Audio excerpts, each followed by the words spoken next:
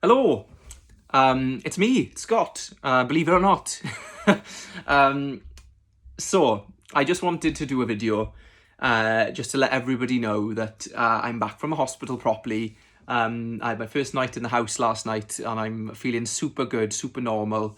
My bloods are all fine, my inflammatory markers are coming down, or are down now probably. And yeah, my blood bowel is no longer collapsed. So I just wanted to start with that, and to say, I've had the most amazing sort of service, if you like, if that's what you can call it, care, really, from Lewisham Hospital in London. All of my nurses, the healthcare professionals have been amazing. Like, I was there for 6 days. A lot of the time they didn't really know what was the matter, other than the fact that they knew I was neutropenic, which, if you're in, cancer land like me, you know that means that your white blood cell count and your neutrophils are really low, meaning that you're not able to fight off infection. Now, luckily, I didn't have an infection, but I went into the hospital because I'd been in agony basically for a week, for various things, and then wasn't going to the toilet, didn't sort of go for a number two for 4 days when I went in, and then I didn't go to the toilet for a number two for another 4 or 5 days whilst I was in there too. But with the CT scan and the X-rays, there wasn't really any conclusive diagnosis or anything like that. It's just everything had stopped. So the chemo I'd gone from having neuropathy for days, wasn't moving. That obviously had a knock-on effect with how my bowels were working, because you have to be active. Then my bowel shut down, my stomach stopped working, and yeah, it was just a case of trying to start it all again. But because it was so crammed full of stuff, that there was a blockage, and so it was quite grim. Like, it was grim, it was awful, it was painful, it was not an experience that I want to happen again. What I will say is that because I was neutropenic, they instantly put me in a separate room. I instantly had antibiotics. I was on antibiotics for the whole time I was there, really strong ones, just because there's a chance of neutropenic sepsis, which is life threatening. And they didn't really know whether or not there was an infection, so they needed to treat me for one anyway. But now I'm out, and I'm feeling really good, really normal, loving the sunshine, and as you can see, I've got a skinhead. This video is going to be about that, actually, because, as you know, I've always said since the start that I was going to, well, I did really leave my hair until the last minute. And I don't regret that at all. I managed to find out that I look really good with a top knot. I managed to try out all of these different hair styles for people that have got thinner hair, which I've not been used to.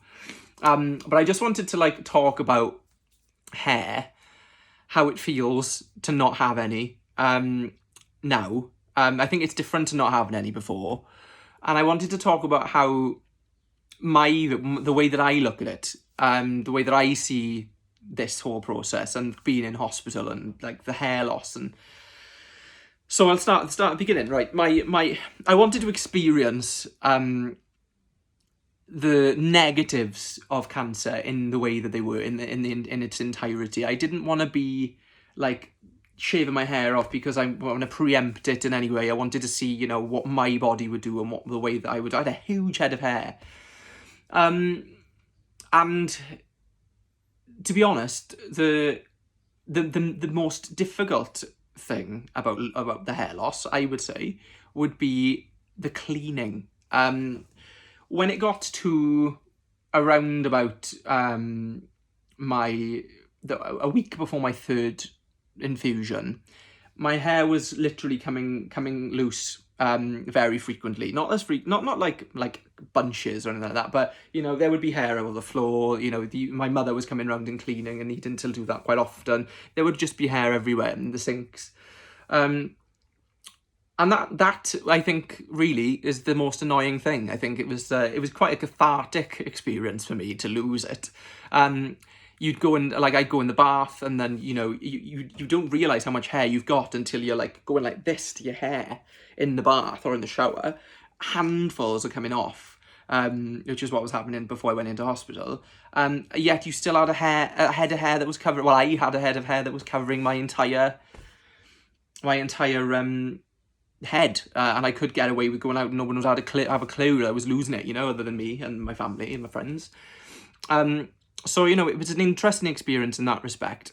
It got to the stage though when I was in hospital where when the lights in the bathroom were shining on my head, I could see like bald patches even under my hair were reflecting. And so I thought, right, okay, it's getting that thin now, it needs to come off. So when I got home yesterday, I decided to shave off my hair.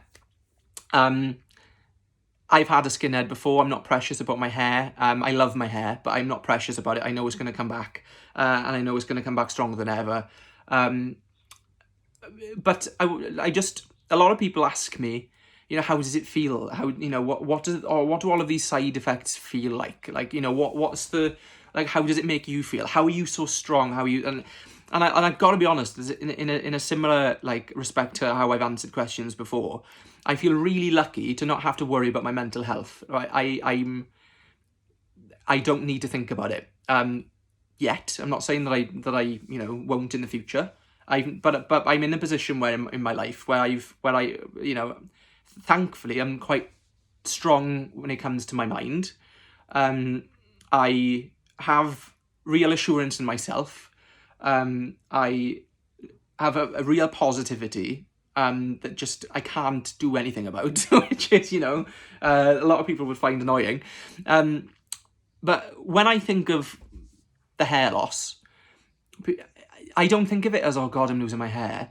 I think of it as like, this is what's saving my life. Like, you know, like the hair loss, when it's coming out, it almost gives me like a bit of satisfaction. It's like, oh, right, okay, these chemicals that I'm putting inside me, the ABVD, they are working, you know, like it's getting rid of the cancer, hopefully.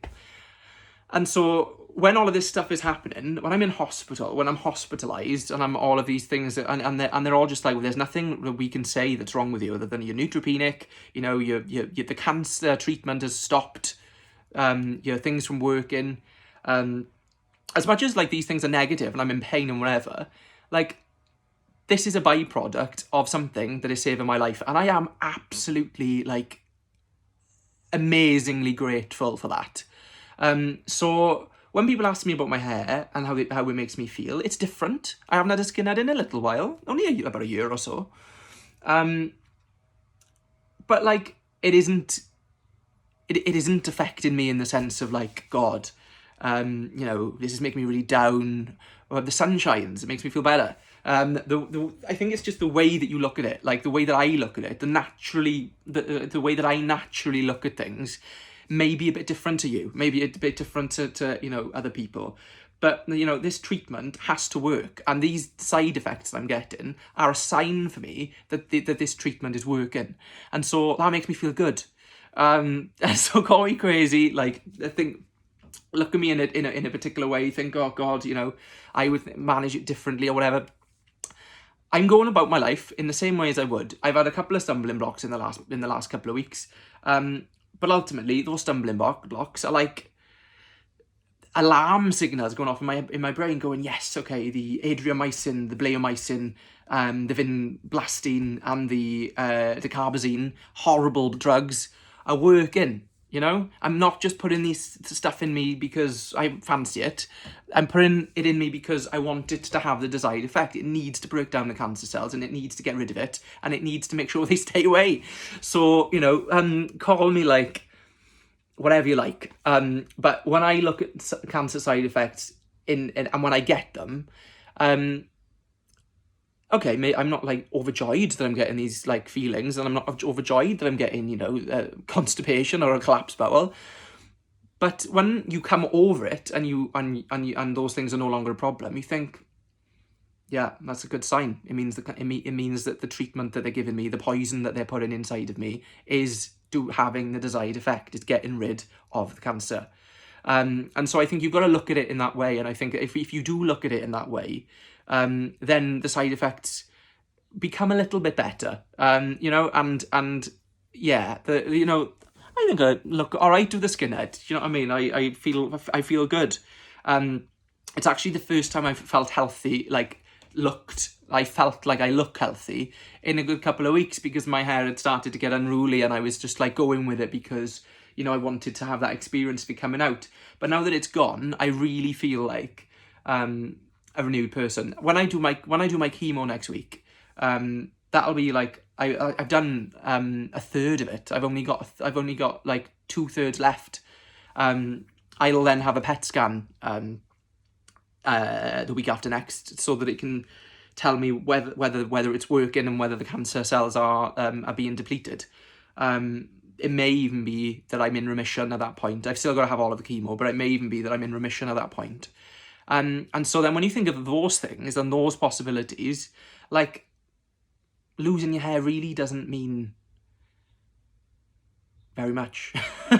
And going to hospital and having this amazing experience with the nurses looking after you and the doctors like actually like giving you all of these tests and giving you all of these medications to save you for free, might ask. I know we pay our taxes, but like it just goes to show that there's like a level of gratefulness and a level of like thankfulness and a level of being of just going with it and embracing the experience. That it, you know, that's how it makes me feel. So yeah, I'm gonna leave it there. I'm feeling, I don't know what it is, I'm feeling a little bit on cloud 9 today. I'm feeling good. But I just wanted everybody to know that I'm really good. There's a certain way that I'm looking at this, and there's a certain way that, you know, I'm feeling from this. And it's all positive and it's all good.